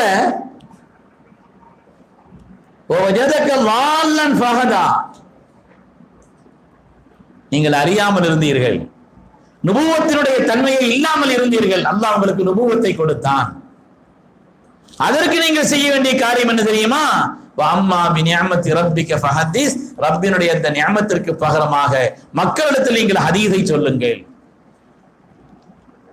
இந்த ஹதீஸை வெளிப்படுத்தி காட்டுவதுதான் நுபுவத்தின் வழியாக அந்த ஹதீஸை வெளிப்படுத்துவதுதான் அதனுடைய சுக்குர், நுபுவத்தினுடைய சுக்குர். அதே மாதிரி அல்லாஹ் தஆலா வஜதக ஆயிலன் ஃபஅக்னா, நீங்கள் ஏழையாக இருந்தீர்கள், அல்லாஹ் உங்களை சீமானாக்கினான். சொல்ல ஏழையா தானே இருந்தா என்ன சீமானானாக நம்ம நினைக்கிறோம். அவங்க தேர்ந்தெடுத்துக்கிட்டாங்க, அது வேற விஷயத்தை. அல்லாஹ் நினைச்சா உஹத கூட கூட வாங்கன்னா உஹது வந்துடும் சார். உஹது தங்கமா என் கூட வாங்கினா வரும். அப்படி வர சொல்லியிருக்கலாமே. நமக்கு தான் எவ்வளவு தந்தாலும் என்ன செய்ய மாட்டேங்குது. உஹதே கூட வந்தா இன்னொரு உஹது இருந்தா பரவாயில்லைன்னு நினைப்போம். அப்படித்தான் நம்ம நிலை. ஸல்லல்லாஹு அலைஹி வஸல்லம் அல்லாஹ் தஆலா அவ்வளவு கொடுத்தான், போதும் என்ற நிலையை தேர்ந்தெடுத்தார்கள். போதும் என்ற நிலையை தேர்ந்தெடுத்தார். சங்கைக்குரியவர்களே, அதற்கு பகரம் என்ன? அல்லாஹ் உங்களை வசதியாக ஆக்கினான். அதற்கு பகரம் என்னவென்று சொன்னால், அதற்கு பகரம் என்பது நீங்கள் எந்த ஏழைகளையும் விரட்டி விடாதீர்கள், அலட்சியப்படுத்திடாதீர்கள். அதுதான் அதுக்குள்ள சுக்கு. சங்கைக்குரியவர்களே, எனவே வாழ்க்கையிலே ரப்பு நமக்கு தந்த நியமத்துகளை நினைத்து அவனுக்கு நன்றி செலுத்தி வாழக்கூடிய உயர்ந்த பண்பு நம்மிடத்தில் இருந்தது என்று சொன்னால், அந்த வாழ்க்கை அர்த்தமுள்ள வாழ்க்கையின் குர்ஆன் சொல்லுது. அல்ஹம்துலில்லாஹ் சொல்லி சொல்லி சொல்லி சொல்லி சொல்லி அதனுடைய நிறைவாக, அதனுடைய உச்சமாக சொர்க்கத்திற்குள்ள நாம நுழைஞ்சாலும் சொல்லக்கூடிய முதல் வார்த்தை எதுதாங்க? அல்ஹம்துலில்லாஹ். அல்லாஹ்வுக்கு எல்லா புகழும். அதுஹபன்னல் ஹஸன், எல்லா கவலைகளையும் எங்களை விட்டு நீக்கினானே. கவலை இல்லாத அங்க மட்டும்தான், அங்க மட்டும்தான் கவலை இல்லை. ரசூலுல்லாஹி ஸல்லல்லாஹு அலைஹி வஸல்லம் ஜிப்ரீல் அலைஹிஸ்ஸலாம் பார்த்து கேட்டாங்களாம், எப்பவாவது ரொம்ப சிரிச்சிருக்கிறீங்களான்னு கேட்டாங்களாம். ஜிப்ரீல் அலைஹிஸ்ஸலாம் பார்த்து ரசூலுல்லாஹ் கேட்டாங்களாம், எப்பவாவது ரொம்ப சிரிச்சிருக்கு சொன்னா அது ஆரம்பத்தில் சொல்லலையா? எப்பவாவது ரொம்ப சிரிச்சிருக்கிறீங்களான்னு கேட்டாங்களாம். ஆமா சிரிச்சிருக்கிறேன். எதுக்காக சிரிச்சீங்க? என்ன விஷயம்? நான் வாய் விட்டு ரொம்ப சிரிச்சது எதுக்குன்னா, இந்த மனுஷனை நினைச்சுதான். கிடைக்காத ஒண்ணு ஹயாத்து பூரா தேடிக்கிட்டு இருக்கான், கிடைக்காது, அது ஹயாத்து பூரா தேடிக்கிட்டு இருக்கான். என்னன்னு கேட்டாங்களாம், எந்த கவலையும் வரக்கூடாது, நிம்மதியா இருந்துகிட்டே இருக்கான், அது தேடிக்கிட்டே இருக்கிறான். ஆனா அல்லாஹ் அப்படிங்க வைக்கல, ரெண்டையும் கலந்தான் வச்சிருக்கான். கவலையும் இருக்கும், இன்பமும் இருக்கும், உயர்வும் இருக்கும், குறைவும் இருக்கும், மேன்மை இருக்கும், இதுவும் இருக்கும். கல்பு தான் மாறி இருக்கும். நேற்று ஒரு மாதிரி இருக்கும், இன்னைக்கு ஒரு மாதிரி இருக்கும், கொஞ்ச நேரத்துக்கு முன்னால் ஒரு மாதிரியா இருந்துச்சு, இப்போ ஒரு மாதிரியா இருக்குது. இந்த மாறிக்கிட்டே இருக்கிறது தான் உலகம். வெறும் கவலையே இல்லாத நிம்மதி மாத்திரம் அப்படி துன்யால அல்லாஹ் வைக்கல. ஆனா மனுஷன் அதை தேடிக்கிட்டு இருக்கிறான். சின்ன பிள்ளையா இருக்கும் பொழுது கொஞ்சம் பெரிய ஆளா இருந்தா நல்லா இருக்குமே நினைக்கிறான். பெரிய ஆளான பிறகு சின்ன பிள்ளையாவது இருந்திருந்தோம் இல்லையே, கேட்டதெல்லாம் வாங்கி தந்தாங்களே, இப்ப அப்படி நடக்க மாட்டேங்குது. வயசாயாச்சுன்னு நினைக்கிறான், வாலிப முறுக்குல நாம எப்படி இருந்தோம் முடிய மாட்டேங்குதேன்னு நினைக்கிறான். எந்த பருவத்தையும் பொருந்திக்கிறல்லன்னு அர்த்தம். சின்ன பிள்ளையும் பொருந்திக்கிறல்ல, வாலிபத்தையும் பொருந்தல்ல, வயோதிகத்தையும் பொருந்தல். கவலை இல்லாதது ஒன்னே ஒண்ணுதான், ஒரே ஒரு நேரம் தான். சொர்க்கத்துள்ள நுழைஞ்ச ஒரு கவலையும் இல்லை. அல்ஹம்துலில்லாஹ் அல்லதி அஸ்ஹப அன்னல் ஹஸன், எல்லா கவலைகளையும் எங்களை விட்டு நீக்கி எங்களை நிம்மதியோடு ஆக்கினானே அந்த அல்லாஹ்வுக்கு எல்லா புகழும்னு அங்கதான் சொல்லுவாங்களாம். துன்யால எல்லாம் இருக்கும், நிம்மதி இருக்கும், கவலை இருக்கும், எல்லாம் சேர்ந்து இருக்கும். சமீபத்துல ஐஏஎஸ் அகாடமி நடத்தினார் ஒரு ஆளு, சங்கர்ன்னு சொல்லி, பத்திரிகையில் படிச்சிருப்பீங்க. எனக்கு தெரிஞ்ச ஒரு பெரிய ஆள் சொன்னாரு, தமிழ்நாட்டுல முன்னோடியாக நான் ஒரு 10 பேரை வச்சிருந்தேன். சத்து வாழ்க்கைன்னா இவங்கள மாதிரி வாழணும், வாழ்ந்தா இவங்கள மாதிரி வாழ்ந்து வெற்றி பெறணும், ஒரு 10 பேரை நான் நினைச்சிருந்தேன். அதுல ஒரு ஆள் இந்த சங்கர் ஐஏஎஸ் அகாடமி நடத்தினார். பத்திரிகை படிக்கிறவங்களுக்கு தெரிஞ்சிருக்கும். அவர் ஐஏஎஸ் அகாடமி நடத்தினார். லட்சத்துக்கு மேற்பட்டவங்க படிச்சிருக்கிறாங்க. இப்ப சர்வீஸ்ல சிவில்ல வேலை பார்க்குறவங்க அப்படின்னு சொன்னா 1000க்கு மேற்பட்டவங்க வேலை பார்க்குறாங்க. இந்தியாவினுடைய பல பகுதிகளில் கலெக்டரா அதிகாரிகளா நினைச்சது சாதிக்க முடியும். அந்த அளவுக்குள்ள ஆற்றல் உள்ளவராக இருந்தார். பணத்துக்கு குறைவில்லை, அதிகாரத்துக்கு குறைவில்லை, வசதிக்கு குறைவில்லை, எந்த குறையும் இல்லை. தற்கொலை பண்ணி இறந்து போனார். சங்கீபத்தில் பத்திரிகையில பார்த்தீங்களா? என்ன எதனால இறந்தார்? ஏதோ ஒரு விஷயத்துல வாழ்க்கைங்கிறது அப்படி இப்படிலாம் இருக்குங்கிறது விளங்காததுனால. வாழ்க்கையில் அப்படி வரும் இப்படி வரும். ஷார்ஜாவில் கேரளத்தை சார்ந்த ஒரு சகோதரர் 300 பேரை தற்கொலையிலிருந்து தற்காத்தார். தற்கொலைக்கு நெருங்கினவங்களை இவர் பேசி அவங்களை என்ன செய்தார், அதில் இருந்து மீட்டார். கடைசியில் அவர் தற்கொலை பண்ணி செத்து போனார். என்னன்னா அவருடைய சின்ன குடும்பத்தில் உள்ள ஏதாவது ஒரு சின்ன விஷயத்தை அவரால் தாங்கிக்கிற முடியாது. உலகம்ங்கிறது எல்லாம் கலந்ததுதான். நிம்மதி இருக்கும், சில நேரங்கள்ல கவலையும் வரும். அல்லாஹ்வுடைய ரசூல் சொன்னாங்க, ஒரு மூமினுடைய வாழ்க்கை ஆச்சரியகரமான இன்பகரமான வாழ்க்கை. அவன் அல்லாஹ் நியமத்துகளை தரும் பொழுது சுக்குர் செய்கிறான், ஏதாவது கவலை வரும் பொழுது அதை சபுர் செய்யறான். அப்படி இருக்கணும் துன்யான்னு சொன்னான். துன்யாங்கிறது வெறும் நிம்மதி அப்படி வைக்கவே இல்லை அல்லாஹ் துன்யாவை. உலகத்துல கவலைகள்ல கஷ்டங்கள்ல அதிகமா கஷ்டம் கொடுக்கப்பட்டவர்கள் ஸல்லல்லாஹு அலைஹி வஸல்லம் தான். பிறந்த ஊரை விட்டு வெளியேற்றப்பட்டாங்க. கர்ப்பமா இருந்த அவங்களுடைய பிள்ளையை கொலை செய்யப்பட்டார்கள். அருமை தோழர்கள் பல பேர் எவ்வளவு இக்கட்டான நிலைக்கு ஆளாக்கப்பட்டார்கள். அதனால உலகம்ங்கிறது ரெண்டும் கலந்ததுதான். ஒரு முஃமினுடைய வாழ்க்கை எப்பொழுது சிறந்ததாக இருக்கும் என்று சொன்னால், அவன் அல்லாஹ் தந்த நியமத்துகளுக்கு நன்றி செலுத்துவதும், ஏதாவது ஒரு வாழ்க்கையில சிரமம் வரும் பொழுது ரப்பிட்ட சொல்லி ஒரு கண்ணீர் விட்டு அழுதுட்டோம்னு வைங்க, நம்ம பிரச்சனை முடிஞ்சுங்க. முஃமினுக்கு உண்டான பெரிய பாக்கியம் அதுதான். இன்னைக்கு உலகத்துல தன்னம்பிக்கையினால், அப்படியா தன்னம்பிக்கையினால சில காரியங்கள் ஆகத்தான் செய்து, இல்லைன்னு சொல்லல.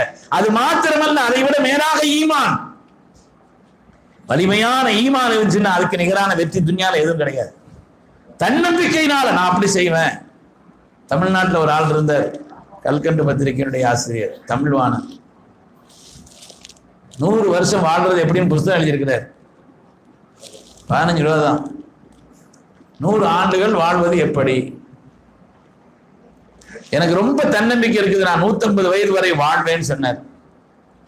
இன்னொரு புக் எழுதியிருக்கிற ஹார்ட் அட்டாக் வராமல் இருப்பது எப்படி, அப்படி ஒரு புக் எழுதியிருக்கிறார். நடந்தது என்னன்னா 51வது வயசுல ஹார்ட் அட்டாக்ல போயிட்டார். 100 ஆண்டுகள் வாழ்வது எப்படின்னு புத்தகம் எழுதினாரு. ஹார்ட் அட்டாக் வராமல் இருப்பது எப்படின்னு புத்தகம் எழுதினாரு. ரொம்ப தன்னம்பிக்கை இருக்குது, 150 வயது வரை வாழ்வேன்னு சபதம் செய்தாரு. 51 ஹார்ட் அட்டாக்ல போயிட்டார். எனவே ஈமானுடைய நிலைப்பாடுதான் வாழ்க்கையில் அசலான வெற்றிக்குண்டான அம்சம். அந்த ஈமானுடைய அம்சம்ங்கிறது யதார்த்தத்தை புரிந்து கொள்ளக்கூடிய நிலை. அல்லாஹ் இந்த துன்யாவில எல்லாத்தையும் கலந்து வச்சிருக்கிறான். அதனாலதான் ஜிப்ரீல் அலைஹிஸ்ஸலாம் சொன்னாங்கன்னா, தேடிக்கிட்டு இருக்கிறவனை பார்த்து ஆச்சரியமா இருக்கு. துன்யா எல்லாம் இருக்கதான் செய்யும், வெறும் நிம்மதி மாத்திரம் அல்ல, அது சொர்க்கமாயிரும். துன்யா சொர்க்கமாயிரும். அது அங்க உள்ள சொர்க்கத்துலதான் எந்த கவலையும் கிடையாது. ஒரே ஒரு கவலை இருக்குமாங்க சொர்க்கத்துல, ஒரு சின்ன கவலை இருக்குமா? சொல்லிட்டா, ஒரே ஒரு கவலை தான் சொர்க்கத்துல இருக்குமா, வேற எந்த கவலையும் இருக்காது. என்ன கவலைன்னா, துன்யாவில் எவ்வளவு நேரம் இருந்துச்சு, ஒரு லா இலாஹ இல்லல்லாஹ் சொல்லியிருந்தோம் இல்லையே நினைப்பான். அதுக்குண்டான பலன் அங்க பாக்குறதுனால ஒரு எத்தனை தடவை சும்மா உட்கார்ந்து இருந்தோம், ஒரு சுப்ஹானல்லாஹ் சொல்லியிருந்தா அதுக்கு பலன் கிடைச்சிருச்சு. ஒரு லா இலாஹ இல்லல்லாஹ் சொன்ன அதனுடைய பலன்கள் இப்படி இருக்குது. எவ்வளவு நேரத்தை வேஸ்ட் ஆக்கிட்டோம், எவ்வளவு அந்த ஒரு கவலை மட்டும்தான் இருக்கும், வேற எந்த கவலையும் சொர்க்கத்துல கிடையாது. உண்மையான பெருமக்களே, அதனால் அல்லாஹ் தஆலா நமக்கு தந்த பாக்கியங்களில் வலிமையான பாக்கியம் ஈமானுடைய பாக்கியம். அல்லாஹ் தந்த நியமத்துகளுக்கு நன்றி செலுத்தி வாடும் பொழுது அல்லாஹ் அந்த நியமத்தை இன்னும் அதிகப்படுத்துவான், நம்முடைய ஈமானை இன்னும் அதிகப்படுத்துவான், ரப்பினுடைய பொருத்தத்தை நமக்கு அல்லாஹ் தஆலா உண்டாக்கி தருவான். அதேபோல் அல்லாஹ் தஆலா சோதனைகளில் இருந்தெல்லாம் பாதுகாப்பான் என்று அல்லாஹ்வுக்கு சுக்ர் செய்யக்கூடிய அந்த வாழ்க்கையை அல்லாஹ் வாக்குறுதி அளிக்கிறான். அல்லாஹ் தஆலா அப்படிப்பட்ட மக்களாக நம்மை எல்லாம் கபூல் செய்தருள்வானாக. வாழ்வின் எல்லா சோதனைகளை விட்டும் அல்லாஹ் நம்மை பாதுகாத்தருள்வானாக. அல்லாஹ்விடத்தில் ஒவ்வொரு காரியத்தையும் பொறுப்பு சாட்டி அவனிடத்தில் கெஞ்சி கேட்டு நம்முடைய காரியங்களை சீராக்கி கொள்ளக்கூடிய உயர்ந்த நசீவை அல்லாஹ் தந்தருள் புரிவானாக. அல்லாஹ் தஆலா பரிசுத்தமான வாழ்க்கைக்கு சொந்தக்காரர்களாக நம்மை ஆக்கி அருள் புரிவானாக. இந்த தீனுக்கு சோதனையான எல்லா சோதனைகளை விட்டும் அல்லாஹ் நம்மை பாதுகாத்தருள்வானாக. முஸ்லிம்களை அவருடைய பொருளாதாரத்தை, கலாச்சாரத்தை, அவருடைய நடைமுறைகளை எல்லாம் அழிப்பதற்கு திட்டமிடக்கூடிய ஆட்சியாளர்களுடைய தீங்கிலிருந்து அல்லாஹ் இந்த சமூகத்தை பாதுகாத்தருள்வானாக. அவருடைய கொடுமையான நிலைகளிலிருந்து அல்லாஹு தாலா இந்திய திருநாட்டினுடைய இறையாண்மையை பாதுகாக்கக்கூடிய, சமூகத்தினுடைய நன்மைகளை எண்ணக்கூடிய நல்ல ஆட்சி அல்லாஹ் ஏற்படுத்தி தந்தருள் புரிவானாக. நம்முடைய மக்களை எல்லாம் அல்லாஹ் சாலிஹீன்களாக ஆக்கியருள் புரிவானாக. நம்முடைய ஹலாலான ஹாஜத்துகள் அனைத்தையும் அல்லாஹ் தஆலா கபூல் செய்தருள்வானாக என்று துவா செய்தவனாக, ஜமாஅத் உலமாவுடைய விஷயத்தில் நீங்களும் தனிப்பட்ட ஒரு துவா செய்யணும். ஏன்னா இங்கே உள்ள உலமாக்கள் தான் அதை தூக்கி பிடிச்சவங்க, பெரிய மூத்த உலமாக்கள் அவங்க தான் தூக்கி பிடிச்சவங்க. ஜமாஅத் உலமாவுடைய காரியமே 3 லட்சியம்தான். ஒன்றும் உலமாக்களுடைய நன்மை என்பதை போலவே இந்த மார்க்கத்துக்கு நம்மளால முடிஞ்ச ஹிதுமத்துகள் செய்யணும். இந்த மாதிரி இந்த தீனை உயர்வுபடுத்துவதற்கு ஜமாஅத் உலமாவினால் என்னென்ன பணிகளை செய்யணுமோ அதை செய்யணுங்கிறது தான் நோக்கமாக அடிப்படையாக வச்சு செயல்பட்டு கொண்டிருக்கிறது. அதனுடைய ஊழியர் என்ற அடிப்படையிலையும் இங்கே வந்திருக்கக்கூடிய உலமாக்களுடைய ஒரு நிலையாகவும் அதையும் உங்களிடத்தில் நான் சொல்லிக் கொள்கிறேன். அல்லாஹு தாலா இந்த உலமாக்களுடைய சமூக சேவை அல்லாஹ் கபூல் செய்தருள்வானாக. அதை அல்லாஹு தாலா மென்மேலும் இஹ்லாஸோடு செய்வதற்கு நசீபை தந்தருள்வானாக. அதனுடைய விளைவாக சமூகத்திற்கும் இந்த மார்க்கத்திற்கும் இன்னும் அல்லாஹு தாலா மேன்மையான நல்ல உயர்வுகளை எல்லாம் ஏற்படுத்தி அருள்வானாக. நம்முடைய ஹலாலான ஹாஜத்துகளை எல்லாம் அல்லாஹ் கபூல் செய்தருள்வானாக. பிஹக்கி சய்யிதுனா முஹம்மதின் ஸல்லல்லாஹு அலைஹி வஸல்லம் வ ஆகிரு தஅவானா அனில் ஹம்துலில்லாஹி ரப்பில் ஆலமீன்.